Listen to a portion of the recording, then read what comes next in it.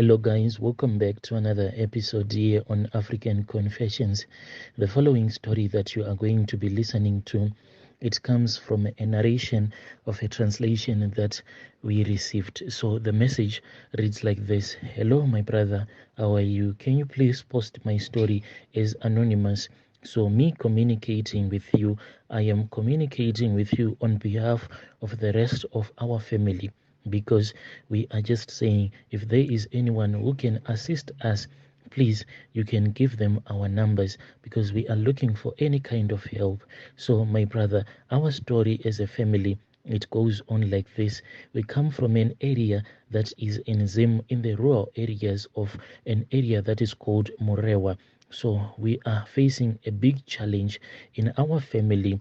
Our parents, they gave birth to their 7 children, but out of those 7 kids that our parents had, it is only the 2 of us that are remaining.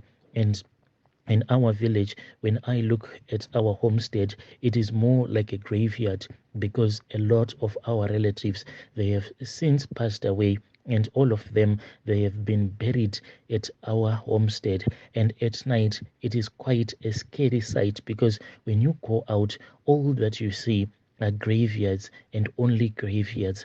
Growing up, my brother, we used to face a lot of challenges, because as for our mother, she just passed away, and the way that our mother ended up dying, we could not even understand.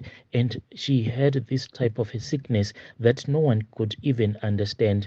When she was taken to the clinic there in the villages, the nurses then recommended that we were supposed to go with our mother to the capital city where the big hospital is at. So when my father and some of his relatives then took my mother to the capital city, my mom was then admitted into the hospital. But still, when my mom was in that hospital, she was given wrong medication. And this thing that happened to my mother, it is quite a very painful thing, because even though she was given a lot of wrong medication, all the papers that were going to serve as the evidence that some of the doctors ended up giving my mom the wrong medication, those papers, they went missing. You know, like when a patient is admitted in the hospital, there is a file whereby it is written what type of medication she would have been given by the nurses. But this file, my brother,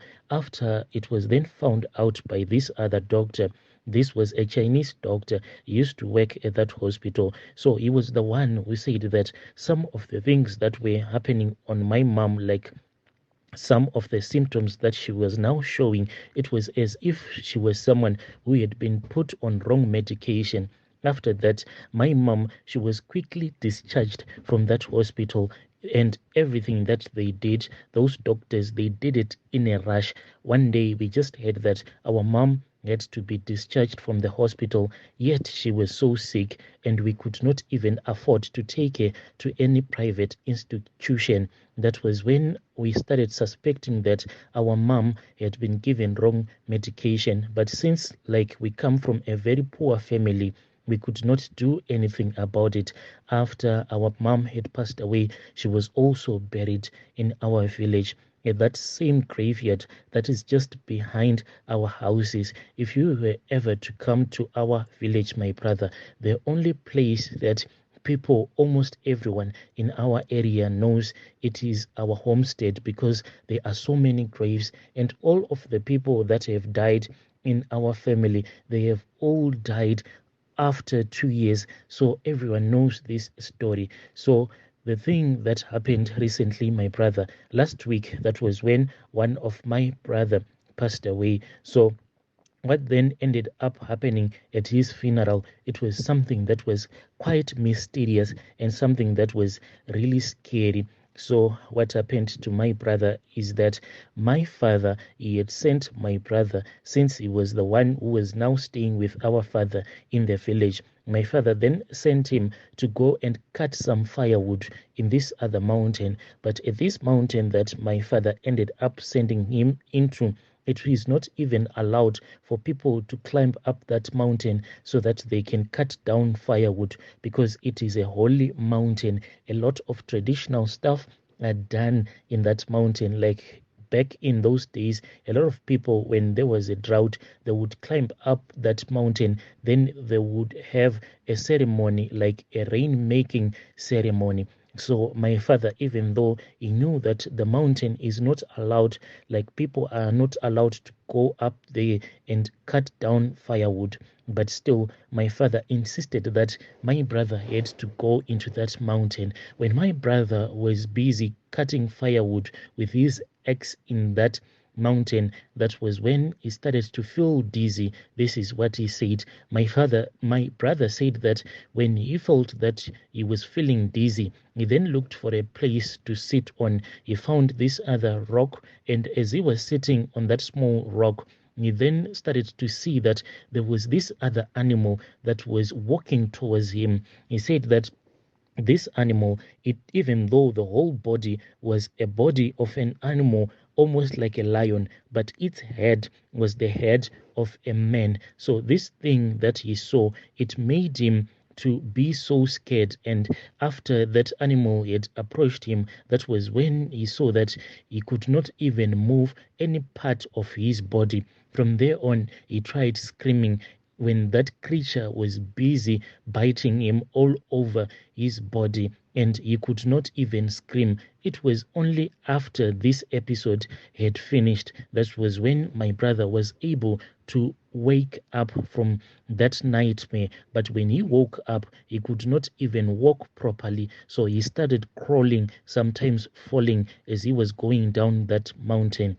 Fortunate enough, just beneath fortunate enough, then there were guys that were heading their cattle just close to that mountain. So when they saw that there was a man that was climbing down the mountain, and this man, the way that he was climbing down the mountain, sometimes he was falling, sometimes he was crawling. So they thought that maybe a poisonous snake had bitten him. Those guys then, they rushed to the place where my brother was, and they lifted him up.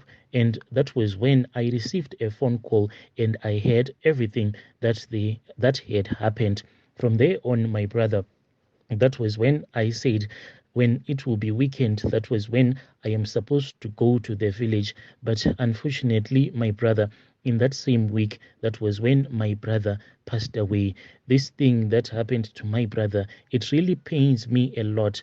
And from the day that I arrived at the funeral, everything that was happening, it was just funny. So the first thing that happened, my brother, is that in our culture, when we are holding a funeral, if it is in the village, the coffin that will be holding the deceased body, it will sleep in the kitchen for the rest of the night, whilst people will be singing. Some of them will be preaching, depending if you are Christians or if you are not, but it is the same thing. So when I arrived there, my brother's body was still at the mortuary. After that, that was when the coffin came to the village, and we then placed it into one of the houses that we then placed it into one of the rooms that we used as a kitchen. When the coffin that was carrying my brother's deceased body had arrived at our homestead, we then placed him in one of the rooms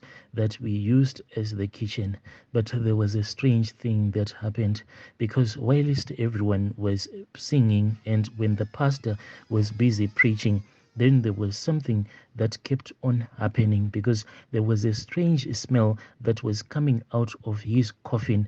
This thing, it kept on happening over and over again. The smell, my brother, it was really bad.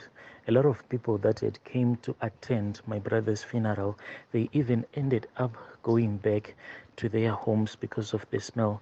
The best way that I can explain this smell to you, or the best way that I can describe it to you, if you know those trucks that are called Zalawi, if you are driving behind them, there is this smell that comes out of them.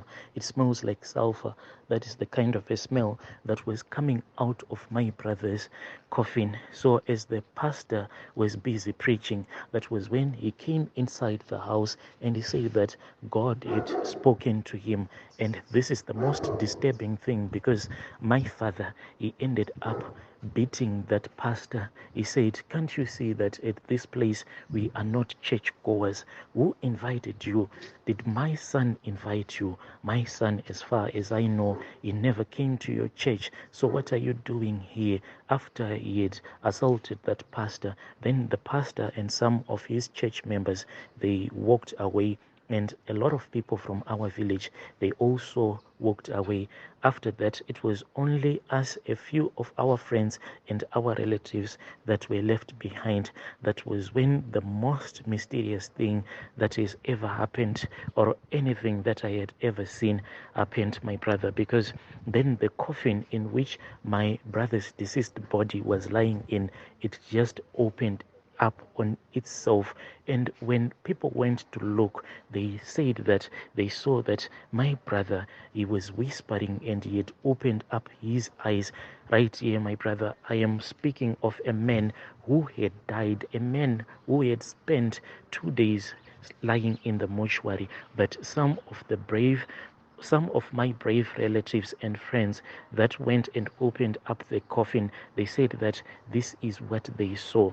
So this is the thing that is troubling us, because just before the pastor had left, he said that our father has to confess. Right now, we tried to speak with our father concerning this issue.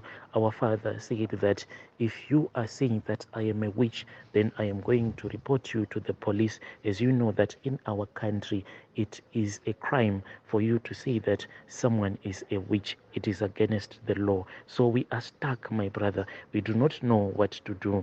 We tried to ask him. We said, okay, let us go to church then. He said, I am not a Christian.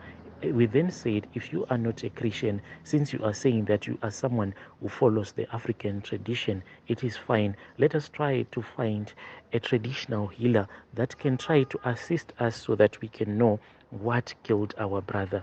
But our father is refusing. He is saying that I know that you want to take me to one of your traditional healers, that you would have already paid him the money so that he can say that I am a witch. Well, if you try to force me to go to visit a witch doctor, then I am going to have you arrested. As we are speaking to you right now, my father, he went and he did a protection order against me. I am not even allowed to step my feet in his homestead.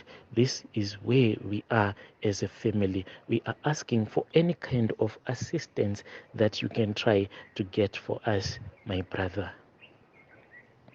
Dear listeners, right there was a message that came from a translation, and that one was the narration of that translation of a message that we received. Strange things do happen in this world.